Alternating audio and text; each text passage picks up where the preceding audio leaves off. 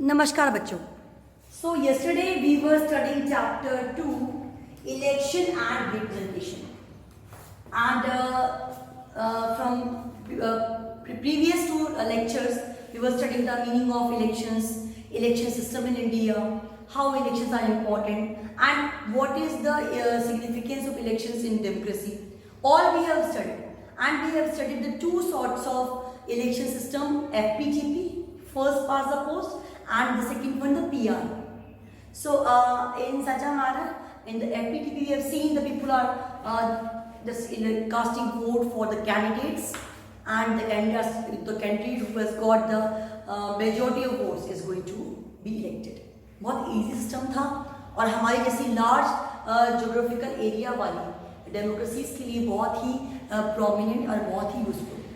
So हमने साथ ही एक और सिस्टम की बात की थी, PR सिस्टम, जो कि कुछ पर्टिकुलर एरियाज जो है, जैसे इजराइल हुआ, नीदरलैंड हुआ, वहाँ पे एग्जिस्ट कर रहा है, और हमारे यहाँ भी उसका कुछ पोर्शन जो है वो अडॉप्ट किया गया है. तो यहाँ क्या होता है कि here we are going to cast the vote in favour of party. PR system में पार्टी के फेवर में वोट करते हैं. तो हमने देखा था कि किस तरह से लार्ज डेमोक्रेसी जो होती हैं, लार्ज एरियाज को एक कॉन्स्टिट्यूशन में डिवाइड करते हैं. एक टाइप था पीआर सिस्टम का. दूसरे टाइप में भी आप सीख कि मल्टी मेंबर जो सिस्टम था उसमें बहुत सारे मेंबर्स होते हैं, बहुत सारे एरियाज में डिवाइड किया. That was the second sort. Today we are going to discuss the third variation जो हमारे यहाँ अडॉप्ट किया गया है, जिससे हम अपने यहाँ राज्यसभा के मेंबर चुनते हैं, हमारे प्रेसिडेंट का इलेक्शन करते हैं, वाइस प्रेसिडेंट का करते हैं. तो कैसे करते हैं हम? तो हम अभी राज्यसभा के इलेक्शन की बात करेंगे. That is the upper house. हमारे पार्लियामेंट कौन से दो हाउस हैं? One is Lok Sabha, that is the lower house, and the upper one is Rajya Sabha. हमने ये भी देखा था कि we have taken this parliamentary system from England. England का हाउस ऑफ कॉमन्स जैसे है वैसे हमारी है लोकसभा. जैसे इंग्लैंड का हाउस ऑफ लॉर्ड्स है वैसे है हमारी Rajya Sabha. So today we are going to discuss the third variant of PR system. Third variant क्या है? इसमें है आपका सिंगल ट्रांसफरेबल वोटिंग सिस्टम. थोड़ा सा ये टिपिकल है, फिर हम बताएंगे आपको कि why this system is in the limited areas. हमारे यहाँ इतना लिमिटेड एरियाज में ये क्यों है? देखिए, आप थर्ड वेरिएंट की बात करते हैं. थर्ड वेरिएंट क्या है किसका? पीआर सिस्टम का, कि इसमें हमने सिंगल ट्रांसफरेबल वोटिंग सिस्टम, जिसको हम एसटीवी भी कहते हैं, फॉर राज्यसभा अडॉप्ट किया है. And what is this single transferable voting system? Single transferable voting system क्या है? तो अगर हम इसको ऐसे देखें, suppose 4 candidates are there and the people जो वोट कास्ट कर रहे हैं, तो एक वोट का कोटा होता है कि इतना vote person, the person candidate should get the particular number of vote, then the person will be elected. उसको डिक्लेयर किया जाएगा.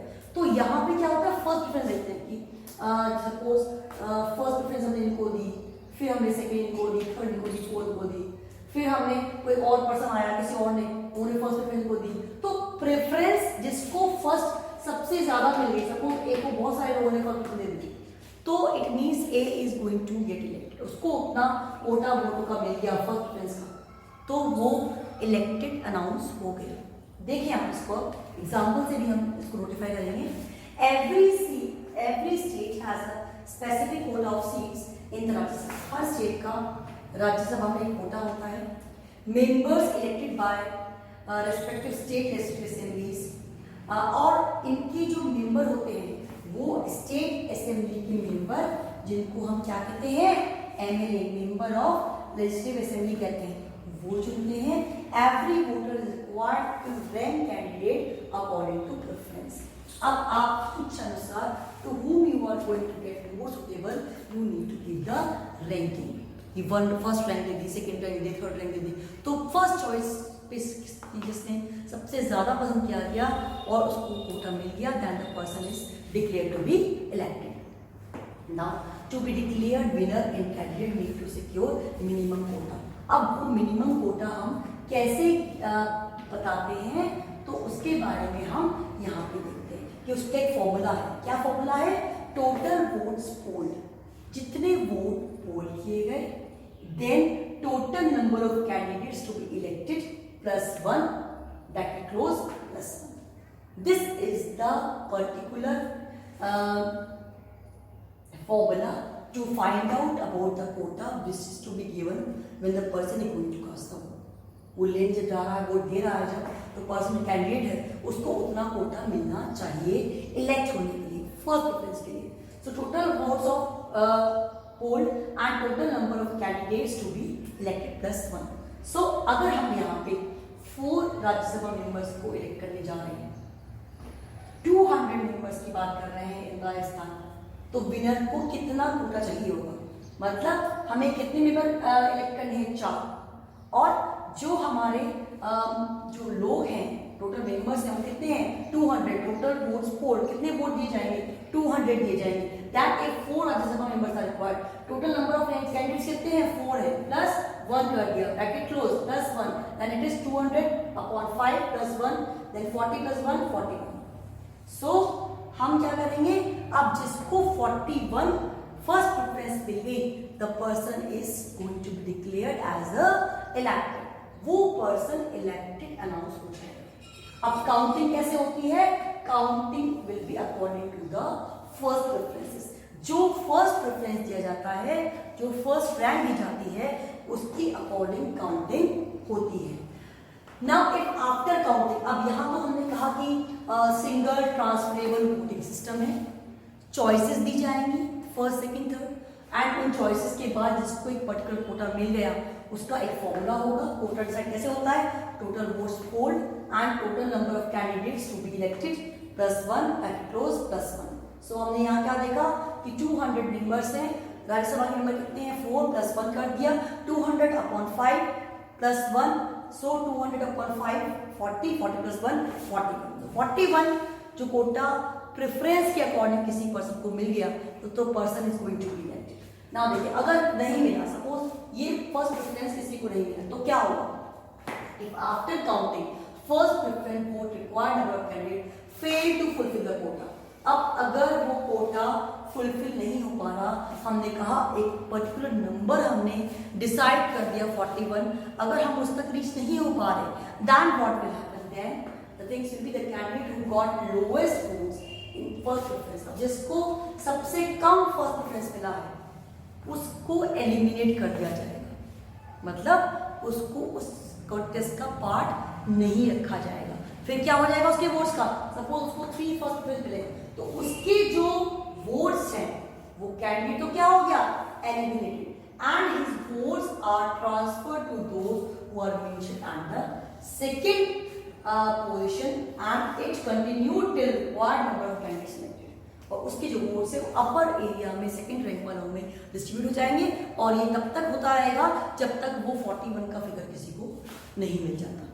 तो this is the process which is little bit complicated also, and the country like India we have adopted in a very limited manner. हमने बहुत limited manner में adopt किया है, क्योंकि ये सबके लिए समझ पाना और सब जान पाए उसको. इंडिया कंट्री है, very sort of people are there, कुछ some are educated, some are not, some are literate, some are not, so they are not able to assess, they are not able to understand the thing properly. FPTP में क्या होता है, हमने vote cast किया, किसको highest मिला, वो जीत गया. अब यहाँ तो we need to go through for the formula, then formula या कोटा नहीं मिला, देन अगेन दो जो वोट्स हैं जो सबसे कम होंगे वो एलिमिनेट हो जाएगा, उनके वोट जो होंगे आगे वाले प्रेफरेंस चले जाएंगे. So this is something little bit complicated. So ये आपका एक इनडायरेक्ट सॉर्ट ऑफ इलेक्शन हुआ जो कि राज्यसभा के लिए होता है. तो इनको ऐसे इलेक्शन को, ऐसे सिस्टम को हम ओवरऑल कंट्री में अडॉप्ट करें तो ये थोड़ा सा रेलेवेंट नहीं होता, people will not be able to understand and it will be little bit typical also, थोड़ा सा टिपिकल हो जाता है. तो वंस अगेन विल रिवाइज कि हमारा थर्ड वेरिएंट क्या था पीआर सिस्टम का, कि सिंगल ट्रांसफरेबल वोटिंग सिस्टम, और उस सिस्टम को हम कहाँ देखते हैं, राज्यसभा में. इसमें क्या बताया गया है कि हर स्टेट का क्या होता है, मिनिमम कोटा होता है, और कोटे के लिए क्या होता है कि मिनिमम जो मेंबर्स होते हैं वो कहाँ से लिए जाएंगे, एमएलएज होते हैं, जो MLAs are going to be the part of that. MLAs के जो वोट होते हैं टोटल, सपोज 200 जो मेंबर्स हैं उनका हमने डिवीजन किया कि इसमें total of candidate to be elected 4 + 1, हमने जब डिवाइड और सॉल्व किया उसको तो नंबर इज 41. अगर 41 फर्स्ट प्रेफरेंस मिलता है तब तो द थिंग्स आर गुड की 41 मिल गया, उसको इलेक्ट हो गया। बट अगर वो 41 फर्स्ट प्रेफरेंस नहीं मिलता तो जिसको लोएस्ट वोट मिले हैं the person will be eliminated, वो पर्सन एलिमिनेट हो जाएगा and what will happen and his votes will be transfer to those, उनमें आगे जो सेकंड प्रेफरेंस वाले लोग हैं उनमें ट्रांसफर हो जाएगी वोट। और ये प्रोसेस तब तक चलेगा till the particular person is not able to get the particular quota, जब तक उस पर्सन को एक पर्टिकुलर कोटा नहीं मिल जाता। सो this is the system which is called single transferable voting system, और इसलिए कोटा होता है और उस कोटे को गेन करने के बाद ही candidate is going to be winner. तो ये हमारा पूरा पीआर सिस्टम हो गया जिसके हमने 3 वेरिएंट्स पढ़े थे। फर्स्ट में हमने देखा कि पूरी जो कॉन्स्टिट्यूंसी है लार्ज एरिया की एक ही हो गई, दूसरे में हमने देखा कि बहुत सारी कॉन्स्टिट्यूंसीज हो गई, मल्टी मेंबर्स हो गए, थर्ड में हमने देखा कि यहाँ पे है सिंगल ट्रांसफरेबल वोटिंग सिस्टम जिसके थ्रू वोट में प्रेफरेंस दी जाती है और एक कोटा गेन करने के बाद the person is going to be elected. So that's all for the PR system. और कल हमने ये बात भी करी थी कि एपीटीपी सिस्टम और PR system both are totally different. कैसे डिफरेंट है कि एपीटीपी सिस्टम जो है वो लोग समझ पाते हैं, जान पाते हैं, लोगों के लिए एसेबल है, and the system is little bit typical, इसे समझना जानना थोड़ा सा टफ हो जाता है। तो दोनों सिस्टम जो है वो एग्जिस्ट कर रहे हैं, बट मोस्टली पॉपुलर सिस्टम क्या है, एपीटीपी सिस्टम। सपोज एग्जाम में क्वेश्चन आ गया कि why APTP system is more popular than the PR, so you can give various example कि इंडिया जैसी बड़ी कंट्री में जो है एपीटीपी सिस्टम ही प्रॉपर रहता है। Number 2 it's easy to understand by all. Third maximum लोगों का पार्टिसिपेशन में हो जाता है। नेक्स्ट वन कि इसके प्रोसेस को, इसकी जो पर्टिकुलर स्टेप्स हैं उनको समझना बहुत ईजी हो जाता है, लाइक दैट। सो ये बहुत सारे लोगों को इन्फ्लुएंस करता है, तो ये उसमें लोगों को चॉइस मिलती है। यहाँ तो पार्टी रहती है, वहाँ लोगों के पास चॉइस होती है। पार्टी क्या करेगी, पार्टी में बहुत सारे मेंबर है, वहाँ जब आप किसी एक मेंबर को इलेक्ट करते हैं तो the particular member is going to be responsible for the deeds whatever they are doing. वो पर्टिकुलर मेंबर जो उस एरिया से चुना गया है वो ही उस अपने एक्शंस के लिए, अपनी रिस्पॉन्सिबिलिटीज के लिए जो होता है अकाउंटेबल होता है।